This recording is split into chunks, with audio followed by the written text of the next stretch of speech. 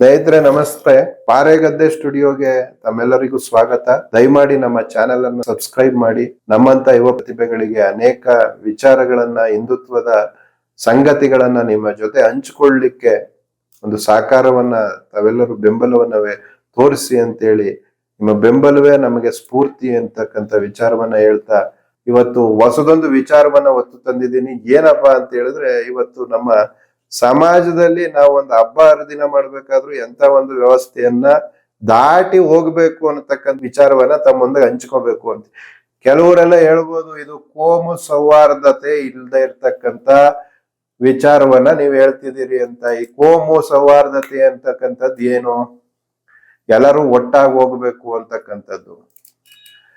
100 ಜನ ಹಿಂದೂಗಳಿರ್ತಕ್ಕಂಥ ಪ್ರದೇಶದಲ್ಲಿ ಒಬ್ಬ ಮುಸಲ್ಮಾನನೋ ಅನ್ಯ ಧರ್ಮೀಯನೋ ಇದ್ರೆ ಸಂಸ್ಕಾರಯುತವಾಗಿ ಅವನು ಸುಖವಾಗಿ ಜೀವನವನ್ನ ನಡೆಸ್ಕೊಂಡು ಹೋಗ್ಬೋದು. ಅವನು ಆರ್ಥಿಕವಾಗಿಯೂ ಅಷ್ಟೇ, ಸಾಮಾಜಿಕವಾಗಿಯೂ ಅಷ್ಟೇ. 100 ಜನ ಮುಸಲ್ಮಾನರಿರೋ ಕಡೆ 20 ಜನ ಹಿಂದೂಗಳಿದ್ರು ಸಹ ಅವ್ರ ಜೀವನವನ್ನ ಸಾಗಿಸೋದು ಬಹಳ ದುಸ್ತರವಾಗ್ತದೆ, ಅವ್ರು ಬದುಕೋದು ಕಷ್ಟಕರವಾಗ್ತದೆ ಅಂತಕ್ಕಂಥ ವಿಚಾರವನ್ನ ಮುಂದುವರಿಸ್ತಾ ಇದೆ. ಎಲ್ರಿಗೂ ಗೊತ್ತಿರ್ತಕ್ಕಂಥದ್ದೇ. ನಾವೇನ್ ನೀವು ಹೊಸದಾಗಿ ಸಮಾಜದಲ್ಲಿ ಏನೋ ಹೊಸದಾಗಿ ಹೊಸ ವಿಚಾರಧಾರೆಯನ್ನ ಅಂತಂದು ಹೇಳ್ತಾ ಇಲ್ಲ. ಇದೆಲ್ರಿಗೂ ಸಾಮಾನ್ಯವಾಗಿ ಇವತ್ತಿನ ಪರಿಸ್ಥಿತಿ, ಲೋಕದಲ್ಲಿ ನಡೀತಾ ಇರ್ತಕ್ಕಂಥ ನಡವಳಿಕೆಗಳನ್ನ ಎಲ್ಲಾ ಜನರು ನೋಡ್ತಾ ಇದ್ದಾರೆ. ಇದ್ರ ವಿಚಾರ ಬಿಡಿ.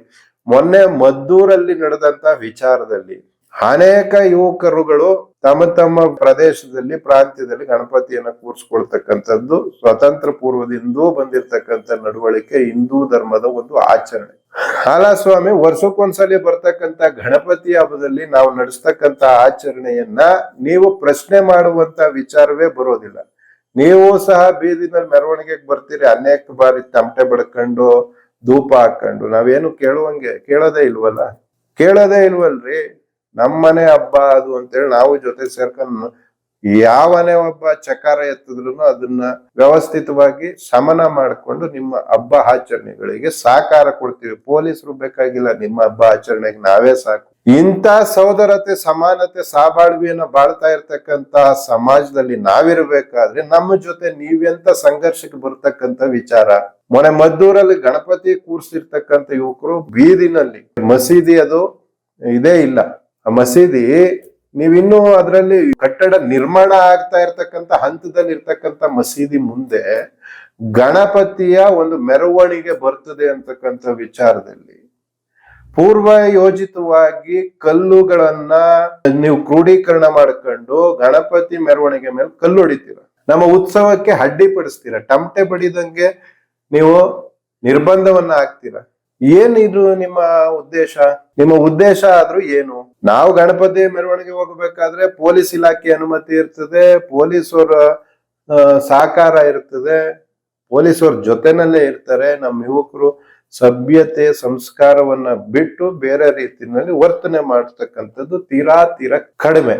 ಅಂತ ವಿಚಾರದಲ್ಲಿಯೂ ಸಹ ನೀವು ಮೆರವಣಿಗೆ ಮೇಲೆ ಕಲ್ಲು ಹೊಡೆದು ಪ್ರಚೋದನೆ ಮಾಡ್ತೀರಾ ಅಂತಂದ್ರೆ ನಿಮಗೆ ಸಮಾಜದಲ್ಲಿ ಹಿಂದೂಗಳನ್ನ ಯಾವ ರೀತಿನಲ್ಲಿ ನೋಡ್ಬೇಕು ಅನ್ನತಕ್ಕಂಥ ಬಯಕೆ ಇದೆ. ಒಂದು ಪ್ರಶ್ನೆ ಆದ್ರೆ, ಮದ್ದೂರಲ್ಲಿ ಆಗಿರ್ತಕ್ಕಂಥ ಅಪರಾಧಕ್ಕೆ ಕ್ಷಮೆ ಕೇಳುವಂತ ಗೋಜಿಗೆ ತಾವ್ಯಾರು ಬರೋದೇ ಇಲ್ಲ. ಕೆಲವರೆಲ್ಲ ಹೇಳ್ತಾರೆ ನಮ್ಮದೇ ತಪ್ಪು, ಯಾರೋ ಮಾಡ್ಬಿಟ್ಟವ್ರೆ, ನಮ್ಮ ಹೊಟ್ಟೆ ಮೇಲೆ ಹೊಡಿಬೇಡಿ ಅಂತೇಳಿ ಕೇಳಿದ್ದಾರೆ.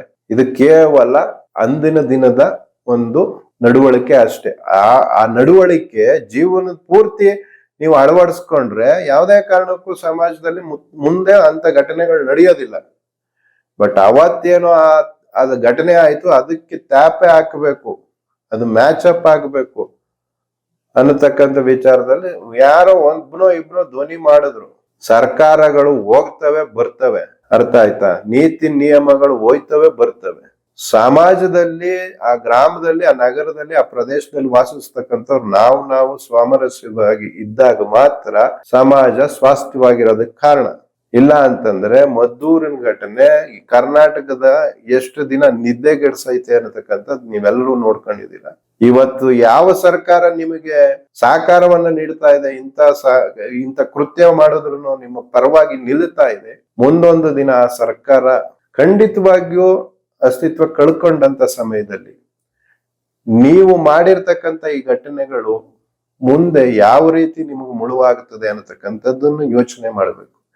ಇಲ್ಲಿ ಯಾರು ಸಮಾಜ ಒಡೆಯುವಂತ, ಸಮಾಜದಲ್ಲಿ ನಿಮ್ಮನ್ನ ತೆಗಳುವಂತ ಅದೇ ದುರುದ್ದೇಶ ನಮ್ಗೆ ಯಾರಿಗೂ ಇಲ್ಲ. ನೀವು ಮಾಡಿರ್ತಕ್ಕಂಥ ಕಿತಾಪತಿ, ಹುನ್ನಾರ, ಕುಯುಕ್ತಿ, ಕುತಂತ್ರಗಳು ಸಮಾಜದಲ್ಲಿ ಎಷ್ಟು ಮಟ್ಟಿಗೆ ಜನರ ಒಂದು ಜೀವನದಲ್ಲಿ ಪ್ರಭಾವವನ್ನ ಬೀರ್ತದೆ ಅನ್ನತಕ್ಕಂಥ ವಾಸ್ತವತೆ ನಾವು ಹೇಳಬೇಕಾಗಿತ್ತು. ಇಂಥದ್ದೇ ಕೃತ್ಯವನ್ನ ಸಹಿಸಿಕೊಂಡು ಹಿಂದೂ ಸಮಾಜ ಬಾಳುವಂತಹ ಕಾಲ ನಶಿಸಿ ಹೋಗಿದಾವೆ. ನಿಮಗೆ ಉತ್ತರಕ್ಕೆ ಪ್ರತ್ಯುತ್ತರ ಕೊಟ್ಟಿಯೇ ತೀರ್ತದೆ.